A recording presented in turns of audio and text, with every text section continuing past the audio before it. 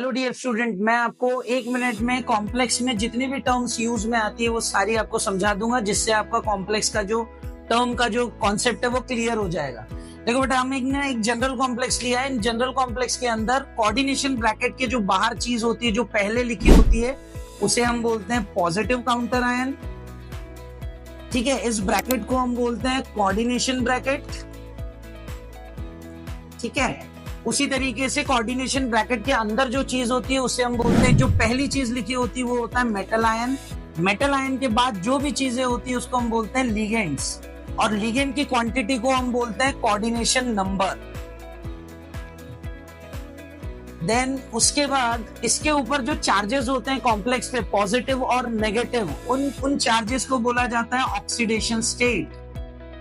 और अगर कॉम्प्लेक्स के ब्रैकेट के बाद अगर कोई चीज लिखी है तो उसे हम बोलते हैं नेगेटिव काउंटर आयन।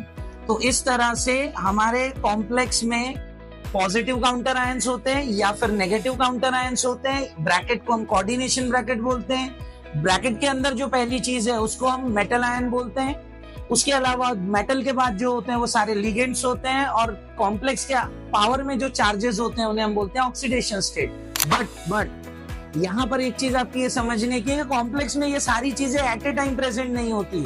इसीलिए मैंने आपको ये साइड में लिख के दिया हो कि अगर कॉम्प्लेक्स में पॉजिटिव काउंटर आयन है तो नेगेटिव काउंटर आयन नहीं होगा और चार्जेस नहीं होंगे। अगर कॉम्प्लेक्स में नेगेटिव काउंटर आयन है तो पॉजिटिव काउंटर आयन नहीं होगा और चार्जेस नहीं होंगे। अगर दोनों पॉजिटिव और नेगेटिव काउंटर आयन नहीं है तो तब चार्जेस मेंशन होंगे, मींस ऑक्सीडेशन नंबर दिया होगा।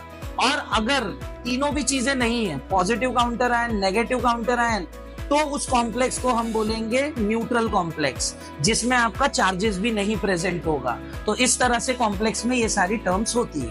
Thank you.